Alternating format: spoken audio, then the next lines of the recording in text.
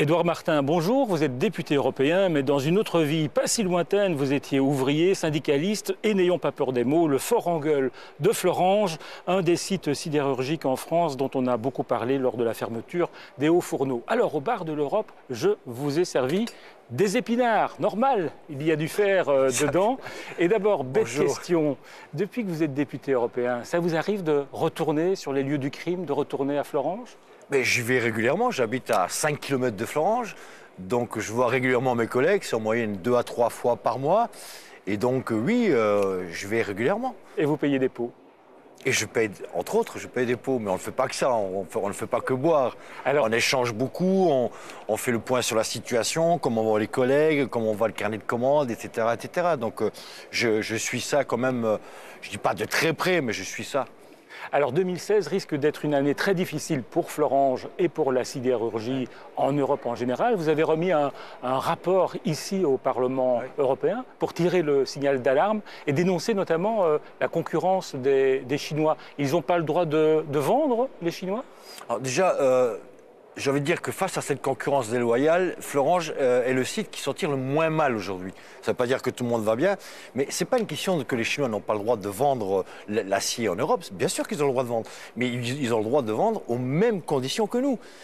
Aujourd'hui, la Chine, justement, pour vendre la surcapacité de production, je rappelle 350 millions de tonnes, c'est 2 fois plus que la consommation européenne par an. Donc l'État chinois, à travers un coût de subvention, aide aux exportations de l'acier. Et ce qui fait qu'aujourd'hui, l'acier chinois se retrouve sur le marché européen à des prix défiant toute concurrence, quasiment 2 fois moins cher que l'acier européen. Donc vous comprendrez bien que la concurrence aujourd'hui est complètement faussée, elle est déloyale, et surtout que les règles européennes interdisent aux États membres d'avoir des subventions publiques pour aider à la vente. Donc vous voyez que... Mais alors qu'est-ce que la Commission européenne peut faire? Comment on peut se protéger?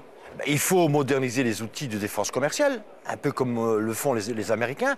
Et à partir du moment où un produit, là en l'occurrence l'acier, pénètre le marché européen et qui vient complètement déstabiliser le prix du marché, eh bien il faut mettre en place des taxes aux frontières, comme les Américains, à hauteur de 256%.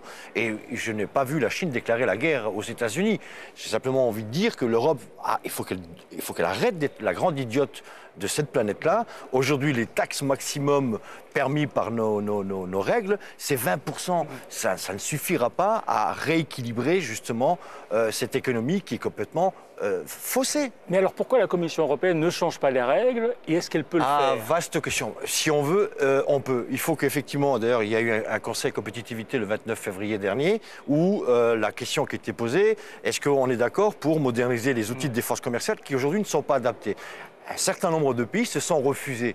Donc vous voyez que là, c'est pas en l'occurrence sur ce coup-là, c'est pas la Commission qui est fautive, c'est le Conseil. Donc les États, les chefs d'État, les mêmes, qui, les faux culs, parce que ce sont des faux culs pour beaucoup, viennent dire à Bruxelles il faut vite prendre des mesures pour protéger notre secteur. Et dès lors qu'ils se réunissent ici à Bruxelles pour essayer de moderniser les outils, ils disent ah non, surtout pas.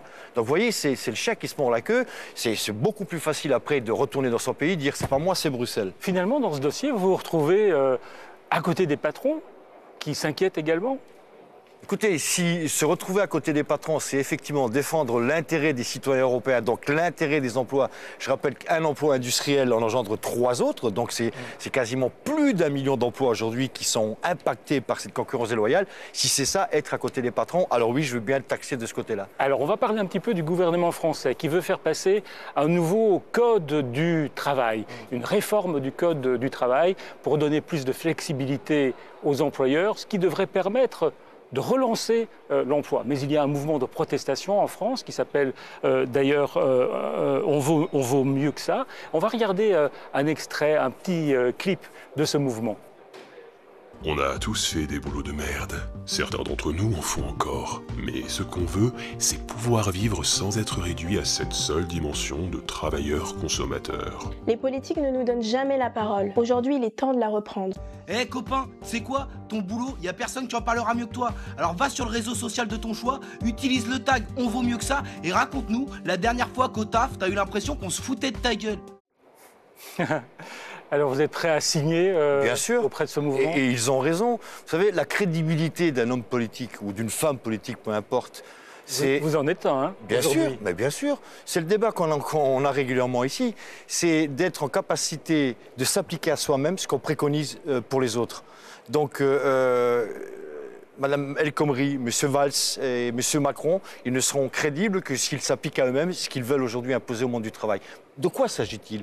C'est effectivement, encore une fois de plus, essayer de tirer vers le bas le coût du travail. Aujourd'hui, l'obsession de beaucoup d'États, de la Commission, du Conseil, c'est il faut réduire le coût du travail, réduire le coût du travail pour être compétitif. Mais on l'a vu qu'avec la Chine, on pourra baisser le coût du travail comme on voudra. On ne sera jamais compétitif face à un continent comme la Chine où les salariés sont payés $200 par mois, ils travaillent 60 heures par semaine et ils ont surtout un seul droit, c'est de fermer sa gueule. Donc c'est ça qu'on veut, c'est quand même extraordinaire. Mais on ne parle jamais, et pour cause, du reste. Je rappelle quand même que l'impact du coût du travail sur un produit manufacturé, c'est entre 15 et 20%. Les 80% restants, c'est les coûts d'énergie, matières premières, coûts du capital, etc. Mais on n'en parle jamais. Et on est en train d'organiser la concurrence au niveau européen, puisque cette fameuse loi El Khomri, elle ressemble étrangement à la loi Rajoy, qui a été votée il y a quelques années en Espagne, où on voit ce que ça a donné. C'est une explosion de la précarité. Voilà ce qu'on veut et donc moi je suis effectivement pas favorable à cette loi. Vous critiquez le Parti socialiste en Mais France. je Vous êtes socialiste. Je critique. Non, alors déjà vous faites exprès. Je suis effectivement élu sur mais quand bien même je l'étais, je suis élu sur une liste socialiste, mais je ne suis pas encarté au Parti socialiste. Et en l'occurrence là, pour le coup, c'est le gouvernement que je critique et j'ai pas l'impression que ce gouvernement-là, en tout cas cette loi-là, elle soit vraiment socialiste. Édouard Martin, prenez une petite boule surprise avec une question surprise et vous la lisez à haute voix et bien sûr sans crainte, c'est pas votre genre. Mais jamais. Mettez vos lunettes. Ouais, ça c'est. Qui a dit Florange est le résultat d'une politique du vide industriel? Alors d'abord, est-ce que vous êtes d'accord? Oui. Et il me semble, ça ne serait pas Arnaud Montebourg qui aurait dit ça? Non, c'est Florian Philippot, vice-président du Front National. D'accord. Avec lequel vous vous retrouvez d'accord. C'est extraordinaire. Non, mais attendez. Si je dis que ça c'est rond, est-ce que vous êtes en désaccord avec moi? Il y a des évidences qui sont pas discutables. C'est vrai que même les montres arrêtées donnent l'heure exacte. Exactement. Une fois par jour. Ce que je veux dire par là, c'est que le vide industriel, il ne date pas d'aujourd'hui. Ça fait 40 ans qu'en France, et notamment en Europe, il n'y en a jamais eu, il n'y a pas de politique industrielle. C'est la politique industrielle qui a été décidée par tous les États, c'est on privatise l'industrie, on privatise les secteurs stratégiques et ce sont les patrons d'entreprise qui feront leur propre politique industrielle. Et la politique industrielle d'un patron, c'est d'abord le business. Tant que je gagne de l'argent, je reste installé sur un territoire. Le jour où j'en gagne pas ou pas assez, je m'en vais. C'est pas comme ça qu'on fait la politique industrielle. Édouard Martin, merci d'être venu au bar de l'Europe. Merci à vous. Et comme vous avez un moral d'acier, on va s'attaquer à ces épinards. Très bien. Je vais enfin m'y mettre.